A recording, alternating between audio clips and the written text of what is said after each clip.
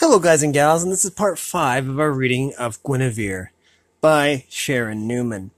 And as always, we will go over the copyright information, though I do have the author's permission, written permission actually, to actually read this on my YouTube channel. If you have any want to dispute that, send me an email. I can verify it. Anyways. So yeah, it says here, copyright 1981 by Sharan Newman. And also I do have to say that this book is still for sale, where most books are sold. Your best bet is probably to go to an online distributor, like Barnes & Noble or Amazon. I think they carry about every book in existence there. There's a sequel to this book called The Chessboard Queen. And the final book of this trilogy is Guinevere Evermore. And so, yeah, whether I will read those on my channel as well, I'm not sure. I'll have to see if I can actually get a hold of a copy of those books. But I might. We'll have to see what the interest is in this particular book reading. And then we will go from there.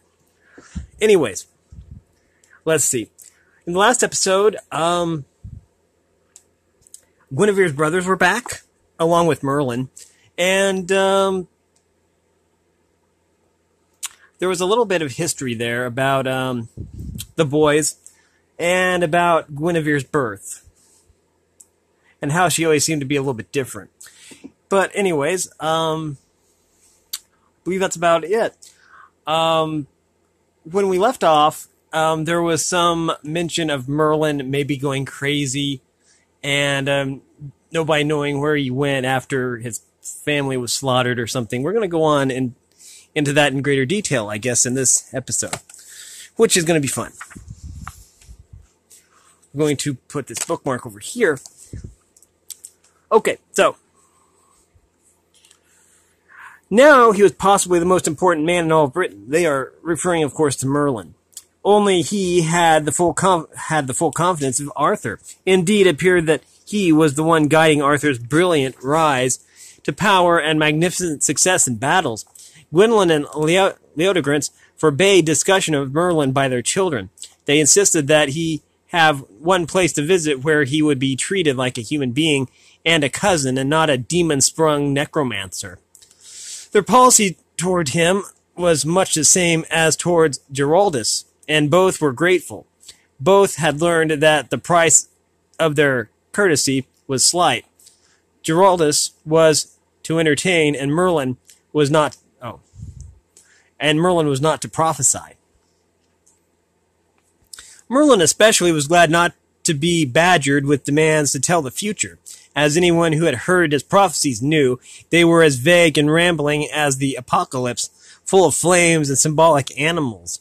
If Merlin knew what they meant, he refused to make them clearer. Truly, he insisted, he wasn't always sure what they meant. Sometimes they seemed like the spoutings of a stranger, torn from his mouth. He never would have spoken at all if he had had some control over himself, for he had other visions too, clearer ones, when the pattern of the future was spread before him like a view from a mountaintop, only obscured here and there by wandering clouds. They involved people, individuals, some of whom he loved dearly. Arthur was one, and Gwynevere was mixed up in it somewhere, but he could not see the end, only that she would cause everyone much pain, especially herself. He could never look at the girl without a chill sweeping over him. He had noticed the change in her at first glance and was troubled. If only he could get her away to Amorica, or at least to a convent. Anywhere she might be sent to keep her from entering the world of men. He couldn't help admiring her, though. He saw the way she carried herself with a graceful flow that added to the impression she gave off, being not quite of this earth.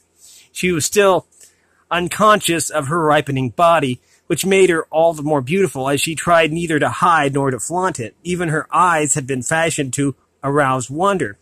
In the sunlight, they were as green as grass, and by fire they were almost the color of a cloudy sea. And and she is as heedless as a yearling colt, he muttered as he watched her playing, running games with the boys. They had set up a course with sudden turns and bars to jump. Guinevere's agility matched the greater speed of her brothers, and the game was a close one. Her arms and legs were bare, and her laugh shimmered across the warm meadow. Why can't she just stay as she is? Merlin sighed. As beautiful, elusive, and empty-headed as a deer in the woods. Probably as heartless. He wronged her there, but even a prophet cannot see everything, and Guinevere's heart had not yet been needed for anything more than keeping her blood up on its course. That evening, a courier arrived from Arthur with a message from Merlin, who heard it grimly and sent back a reply at once. The poor rider only had time for some meat and ale before he was sent off again on a new mount. He thought enviously of his horse comfortably stabled for the night, while he raced once again into the dark forest. Merlin was moody all through dinner. He spoke little, and Gwynevere was sure that he glared at her just to keep her from eating. His silence affected all the others, and the meal was a somber one. Afterwards, Mark, Matthew, and John fled to the stables where they could be sure of at least a game of chance and perhaps some spicy local gossip. Gwynevere gladly went with Flora to help in laying out the herbs, freshly picked, to be dried in the sun the next day. Flora had also been gloomy that summer, but at least she only sighed and moaned and did not stare at one as if one had committed an unpardonable sin. When all had left but Merlin, Gwynlyn, Leodegrance, and Geraldus, Merlin finally came back to life. Geraldus didn't notice the other three. He was listening to a new attempt by his chorus. It was basically a roundelay, but occasionally the alto would venture out on a melody of her own, which would cause Geraldus's heart to beat ecstatically. Consequently, he missed the conversation until he was called into it. I have had a message from Arthur, Merlin began sententiously. The Saxons have been pushed back south of London and the Picts north of Hadrian's Wall, thanks to the efforts of our good cousin Cador. They will not trouble us again before next spring, he feels. The Saxons in the south have given hostages, which Arthur turned over to Cador on his trip homeward. That is excellent news, Merlin, Leodegrance exclaimed. Why then do you wear such a dismal face? I could barely eat with your morose countenance always before me. Yes, we should rejoice, cousin, agreed Gwynlyn. Perhaps this is the turn of fortune we have been waiting and working for all our lives. That I cannot see, Merlin sighed. Arthur has only asked, against my wishes, if you would be willing to allow him to bring a few of his officers and other men of good family to camp on your land and rest and hunt for a while. He thinks they will arrive in perhaps 3 weeks. We would be honored to entertain such a great dux bellorum. Leodegrance replied. At last, he thought, a chance to see this unknown quality and judge him for myself. Unknown quantity, and judge him for myself, he said aloud. The harvest should be nearly over by then, at least of the grains. The grapes will be a bit late. We should be able to support them quite well for a few weeks at least. Tell him we should be pleased to have him share our home. Gwynlyn nodded. Of course. Why do you doubt our hospitality? Is there something about him that we should know? Something that keeps you from wanting us to meet him? Tell us now. Merlin shifted uncomfortably in his chair. The pillow was soft and thick, but he might have been seated on a pointed rock for all the comfort it gave him. It is not Arthur I worry about, nor his men, though some of them have been brought up more to war and the chase than to fine linen and philosophy. No, Arthur is young still, but he has a good heart and a fine mind. They both need training, as he has spent them primarily on military strategy and earning the devotion of his soldiers. He will not shame me with his manners. But there is a problem which I find very difficult to speak of. I do not wish to put an unfounded fear into your minds. He hesitated, and the Leodegrance jumped in. You cannot possibly unnerve us more with your problem than you do now with your evasions and hedgings. Merlin bowed his apology. Yes, it is unpleasant, but I feel I must speak. The disaster, I fear, is Guinevere. What? Don't be ridiculous. She is but a child. What could she do to harm anyone? Both her parents had risen to their feet in indignation.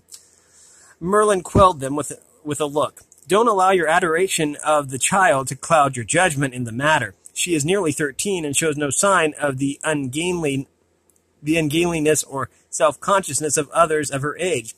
Many of Arthur's men, and even Arthur himself, are barely out of their teens, if that.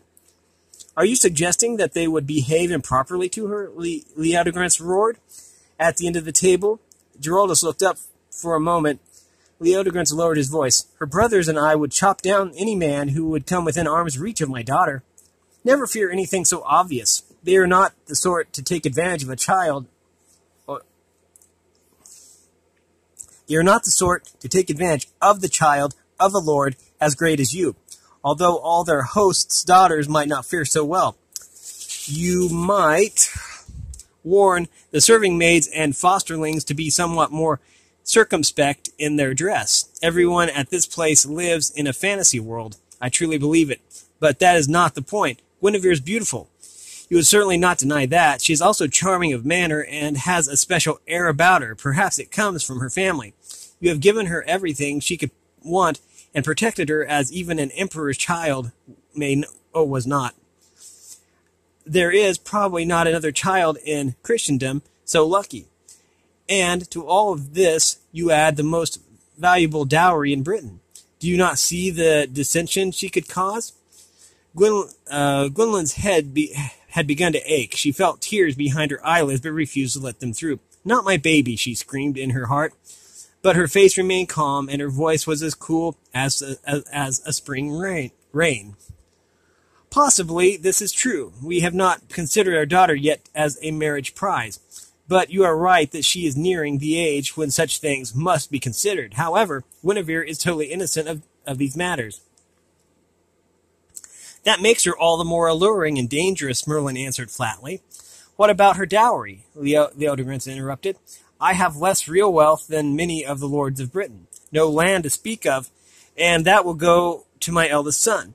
Why should anyone think that there is anything else of value I might give along with Gwynevere, the brightest jewel of my house? His voice was suspicious. He guessed what Merlin was leading to, and he wanted it out in the open. Merlin's voice was kinder, more normal now. He had said the hardest part, and he could relax. First, there is the honor of your name. You are one of the oldest and best-born families in Britain. You needn't wave modesty. You know it's true, and you pride yourselves on it. You should be proud, for you are worthy descendants of the Republic. I would rather have a Roman senator among my forebears than all the emperors combined. Secondly, you have something in your keeping which is of great value. It is not yours, though no more than it was Uther's who gave it to you. Leodegrance clenched his jaw. Say no more, Merlin. I shall never release the table to anyone except one I deem worthy of it. How can you do that? You have no idea of its power or its use.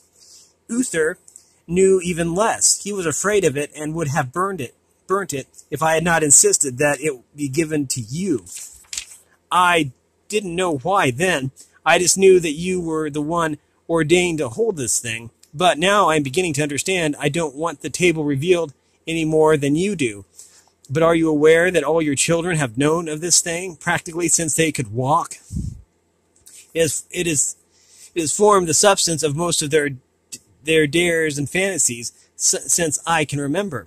Of course I knew they had seen it, but they are the only ones, and they will be the stewards of it after I am gone. I allow no one else in the cave, and the entrance is well secured. You don't know what they have told others of this thing. To them it is just a family oddity and of no importance, but others have heard what better way to acquire such a treasure than to form an alliance with your house? he had made his point. To Leodegrance, his daughter was the most precious treasure in his keeping, and the table was a sacred trust. He was not prepared to relinquish either. You say that you wish to prevent such an occurrence, at least forestall it. What do you want us to do? Leodegrance's voice was hard in his effort to keep it steady. He disliked Merlin intensely at that moment.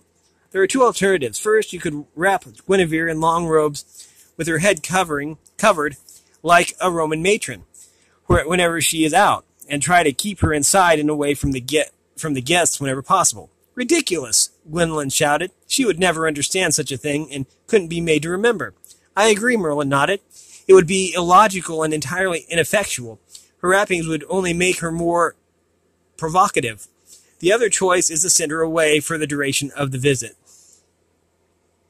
That would be no better. Gwynevere has not spent a night away from us in her life. What would she think if we banished her from the house, especially with important guests expected? Tell her whatever you think best. Let her know you don't think the company appropriate companions for her, if you like. Assure her that it is only for a few weeks. Anything. She needn't go far. You could send her to Timon and Gaia. Timon and Gaia. Tell her it's for the good of her soul. Merlin was reaching the end of his patience. Make it a religious experience. They considered the suggestion as best they could. It was hard to decide so suddenly, when 10 minutes before they had no thought of ever letting their child out of their sight. It was clear that Merlin was right. She had to go before Arthur and his soldiers arrived. It might be possible. Timon and Gaia were brother and sister, who 20 years before had vowed poverty, chastity, and unity with all God's creatures. They had removed themselves far into the forest and now lived alone in a remarkably beautiful house that they had constructed themselves, with no knowledge of how to plan or build one. Through some lucky chance or divine intervention, the house resembled the woods around it. A stream tumbled by the door. They kept bees and chickens, collected the fruits and nuts of the forest, and occasionally bartered honey for flour. In short, they lived peacefully. As for the golden age of the world, as if the golden age of the world had never faded. Gwynevere had never met them, but Leodegrance and Gwendolyn knew them well.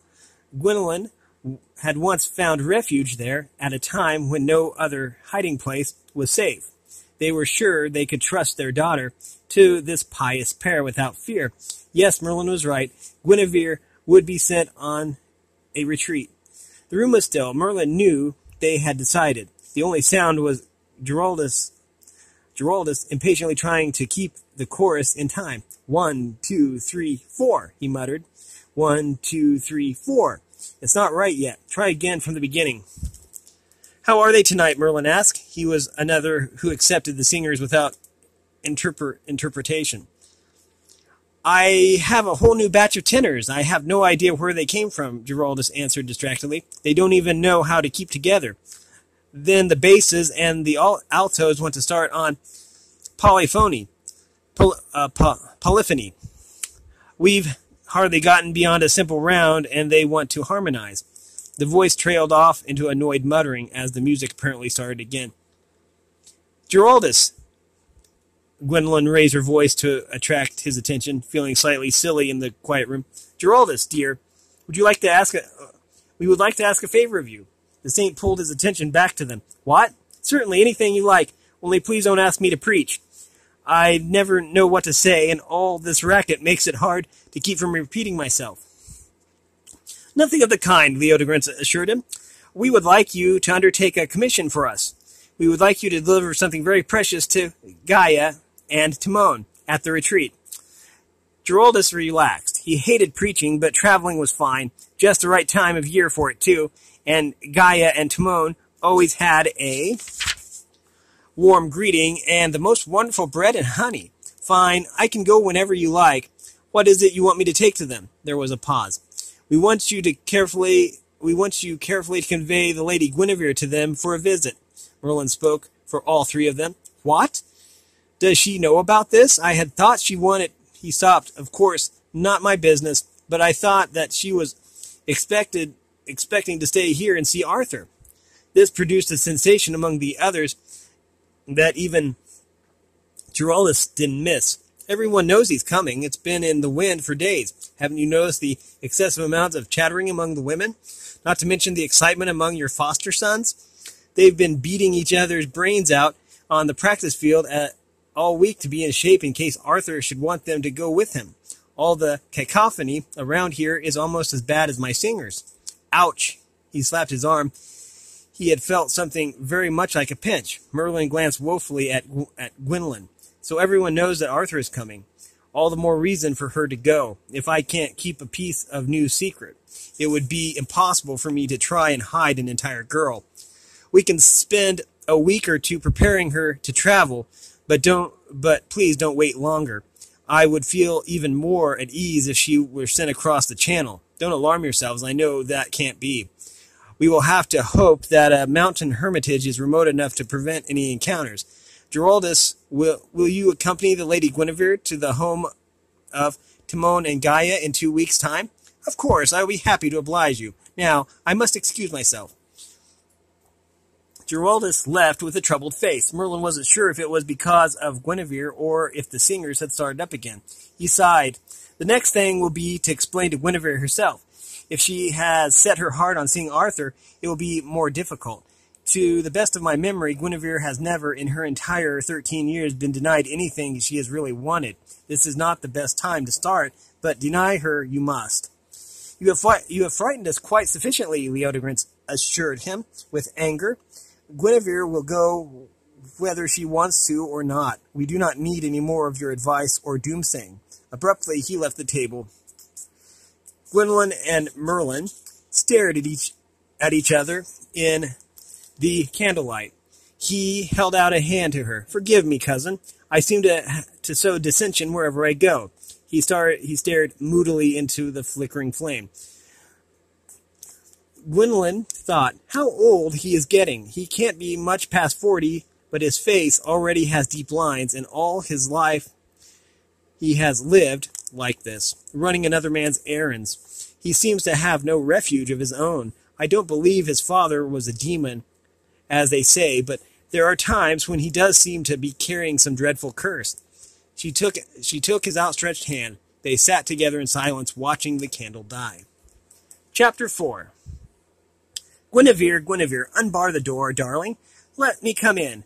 Gwynevre's voice was low and pleading. No, you don't love me. None of you love me. Oh, none of you loves me.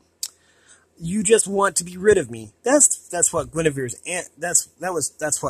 answered. But between the tears and the blanket over her head, her mother could only guess at the words. Gwynevere sighed and decided to wait a while. She went back to her own room, from which she was trying to direct 10 different projects, each to be finished before Arthur and his men arrived. Gwynevere burrowed further into her covers despite the heat. She felt the need of thick wool around her. As Merlin had predicted, she was not submissively accepting the command to leave her home just when so many exciting visitors were coming. She couldn't believe that anyone would want her away from them. She felt confused, frightened, and betrayed. If she had known how the hurt in her eyes stabbed at her parents' hearts, she might have been comforted.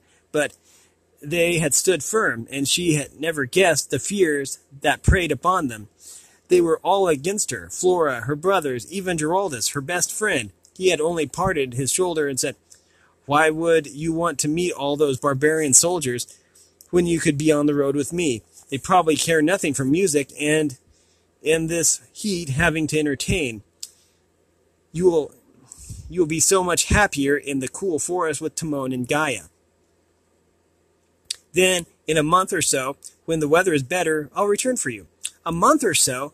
This to a child who had not spent even a night away from her parents. In her life, Gwynevere kicked wildly upon her bed, beating with clenched fists at the injustice of it all. But nothing availed, no tears, no temper, nor pitiable sorrow. Everyone was kind, loving, sympathetic. All the same, 2 weeks later, a stony-faced Gwynevere sat on her horse next to old Pontius and waited for Giraldus to finish loading her things on the pack horse. Everyone in the household was there to see her off, but she kept her face veiled and refused even to say goodbye. She scarcely bent when Gwynlyn reached up to hold her for one last moment. "Please, my darling," she whispered, "believe that this is for the best. We only want to keep you safe." "Where could I be safer than here?" Guinevere sobbed from behind her veil, but she did not return Gwynlyn's kiss. Giraldus was finally ready. Gingerly he mounted his ancient horse, and they set off. Soon they were out of sight of the compound and into the forest. The air was still but cooler. Soft swishes and crackles filtered from the trees and bushes by the path. The birds had already hidden from the sun, and only an occasional chitter was heard above. The hard-baked trail was broad and well-traveled. The marks of 1,000 horses had worn it smooth and free of obstacles, which was well for Guinevere. For Guinevere still sat tautly upon her horse, holding the reins slack, seeing nothing about her. Giraldus was humming with a dreamy expression. Occasionally he would slip into a tune, although he mainly seemed to be singing counterpoint. Finally Guinevere glanced at him and saw the woman with the black hair and laughing face seated daintily behind him, sideways, not even holding on. She noticed Guinevere and made a wry face, then started tickling Giraldus's ear with the fringe of her belt. Guinevere refused to be tricked into undignified laughter. She stared coolly at the woman and then turned her head away. Her heart still raged at the unfairness of her life. "What am I?" she fumed to herself. "A slave to be ordered about, a doll to be cast aside. I'm almost a woman, and they treat me as if I were a baby. I will never let anyone else do this to me again. I will control where I go and what I do." Her mind wandered to the grand visions of herself as mistress of her own house, ordering her servants about, but the home was strangely like her own, and the people the ones who had always cared for her. It made her uneasy to think about it existing without her parents, and she tried to think of something else. The air was pungent with late summer flowers and dry pine needles. The sun warmed her, and Giraldus's humming belonged to the day, soft and peaceful. Her hands began to gather up the reins, and after a moment's thought, she hitched up her robe and threw her leg over the horse. Riding astride might not be dignified, but it was much more comfortable. Her long brown legs dangled contentedly against the horse's flank. Giraldus turned around and smiled. "I'm glad to have you with me," he said. "It's lonely sometimes traveling, even with my voices." We are going to finish this, continue this at a later time. Pick this up where we left off. Let's see. We have been reading from Gwynevere by Sharan Newman. If you like this content, make sure you like and subscribe and ring the bell so you know when I upload. And if you want to support me in any way, all that information will be in the description below. As always, thanks for watching, everyone. Have a great day.